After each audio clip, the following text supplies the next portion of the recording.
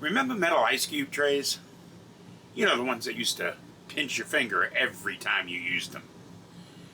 Or phones with cords that were mounted to the wall. Yeah, I lived that. And not all of it was charming. Stick around because I'm going to show you some things that you aren't going to believe were considered completely normal. The story of my life.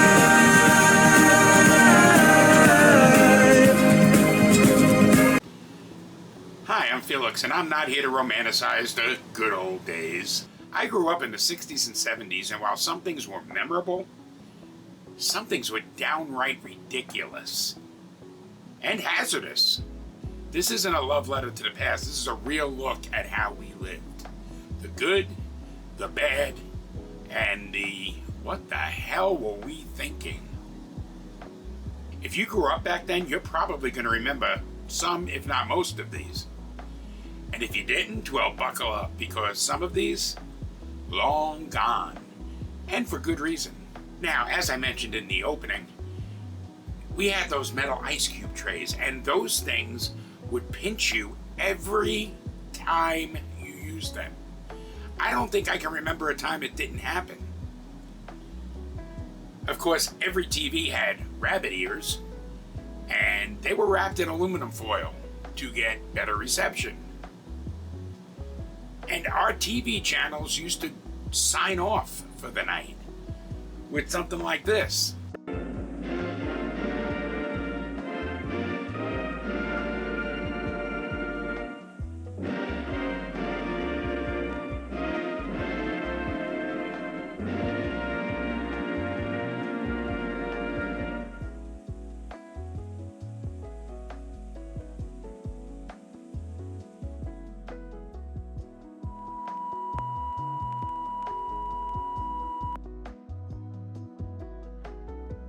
People smoked everywhere.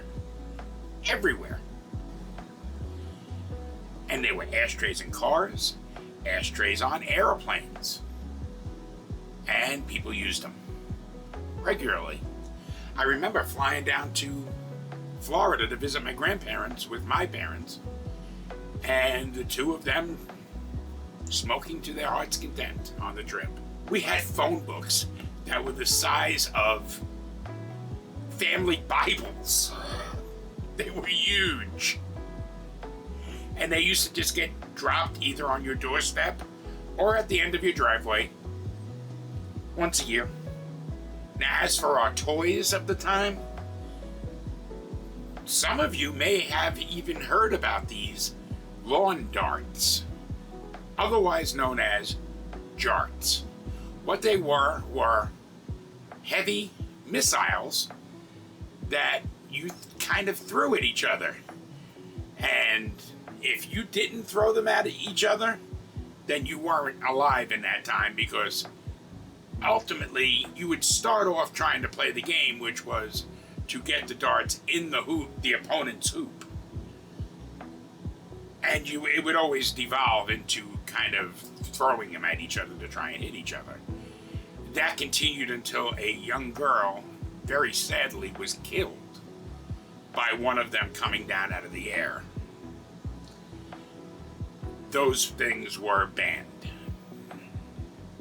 shortly after that. And we had our other way to die. Clackers. The whole point of these things was to get them going as fast as you possibly could. I don't know that that was necessarily what the instruction said, but that was what we were all doing, trying to get them going as fast as we could until they would break off and become another missile.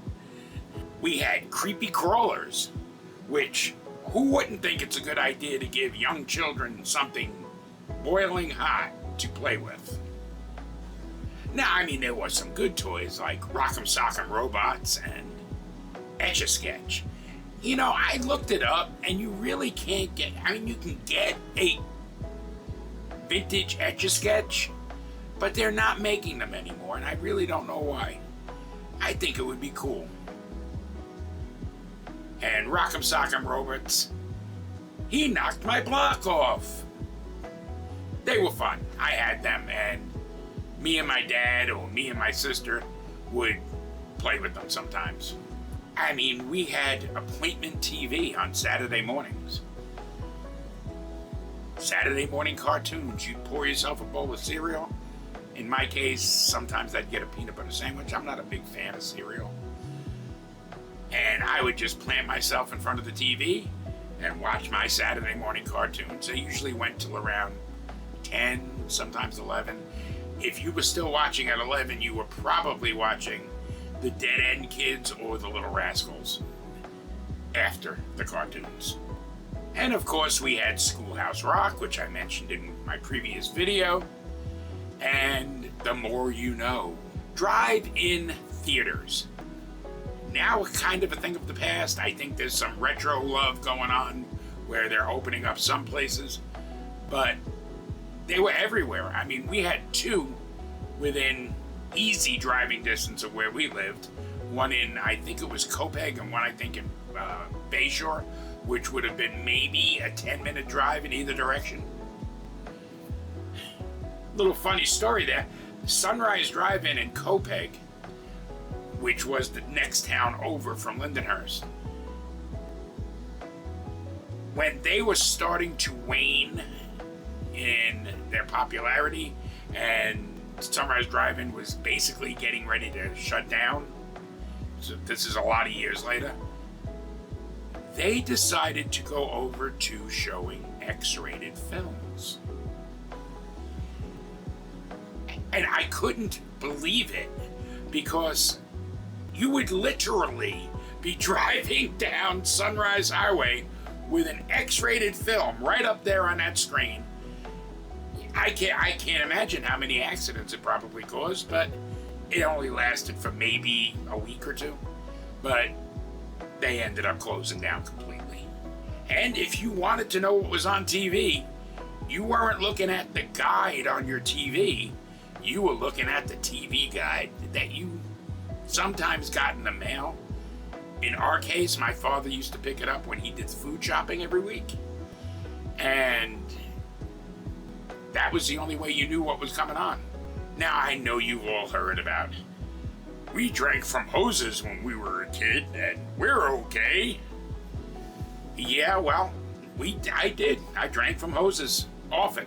And I can't tell you how many times in the middle of the summer, I picked that hose up, turned the water on, went to take a drink, and scalded my mouth, because that thing was sitting out in the sun boiling the water that was in it. And also, we have no idea what was in those hoses then. So, to say that we drank from hoses and we're okay, well, yeah, okay, I'm okay. Who knows if I would have been better. Now, I've already mentioned a couple of things that I'm kind of glad are gone, but here's some things that I think some people would actually look at with nostalgia and feel like this needs to be brought back, and I am going to tell you no, absolutely not. None of this needs to be brought back. Now I'm going to start with corporal punishment in the classroom.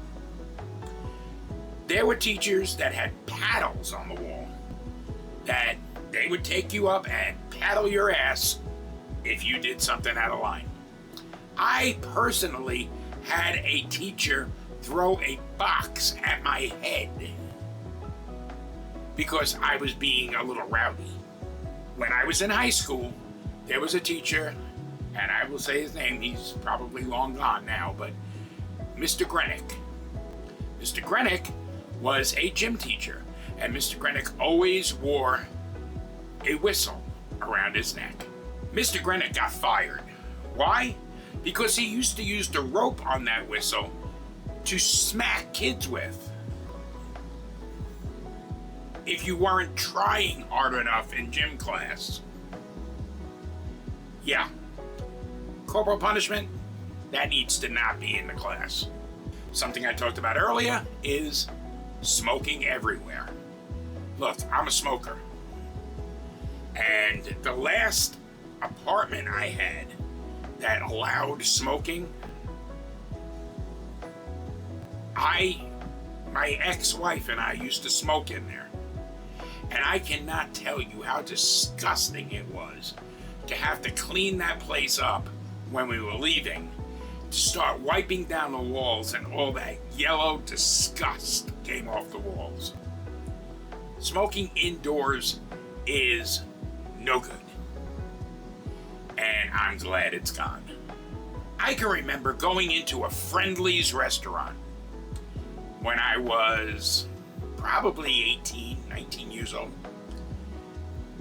Walking in, and they had a half wall between these booths and these booths.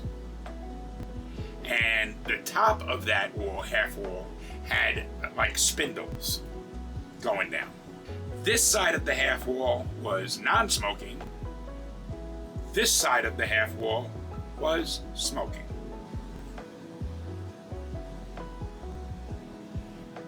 Yeah, smoking indoors, not needed. Now I'm here to tell you there was open racism and sexism everywhere. Say what you want, I lived it, I saw it. When I mentioned earlier that I had taken a trip down to Florida with my parents to visit my grandparents at Vero Beach. When I was there at their house, I got up, I guess it was around 7 in the morning, 6:30, and I was outside of my grandparents' house. And there was a street that ran in front of their house, and I saw the school bus come up and pick up some kids a couple of houses down. Not 30 seconds later, I saw a second school bus pull up to pick up kids directly across the street from my grandparents' house. The first bus was the white bus. The second bus was the black bus.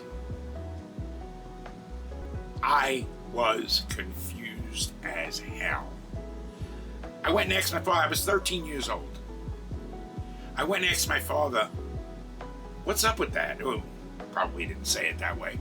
But Dad, what's going on? Why are there white kids? Nothing but white kids on that bus and nothing but black kids on that bus. The answer was that we were in the South. That's what my father told me. As far as sexism, my mother went through it. She was part of, I guess you want to call it a secretarial pool at her job. And all of the male management looked down on them. And I do remember that her boss, who was the office manager, whose name was Kate Fiddler, one of the big bosses had come into the office area and said, "Hey girls." Kate Fiddler, who was probably in her 50s or 60s at that point, stood up from her desk and said, "There are no girls working here. These are all ladies." From that point on, he would come in and go, "Ladies, small steps, baby step." One of the other things was kind of openly mocking mental health issues. There was a kid in my high school, William Callery. William had, I think, cerebral palsy. Not 100% sure. Honestly, to my own fault, I never took the time to find out. And yes, that's not a mental health issue. That's a physical health issue. But every one of the kids in that school used to make fun of him. I have to say, on my own regard, I did not. But there were kids that were so rotten, they would knock his books out of his hands.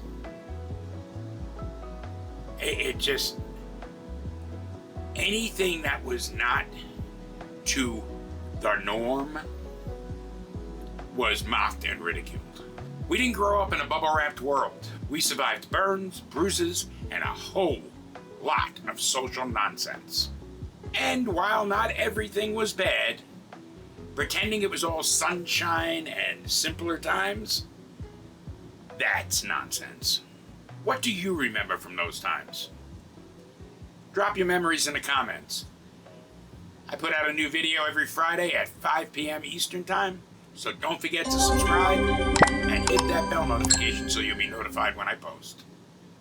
I'm Felix Gomes, and this is the story of my life.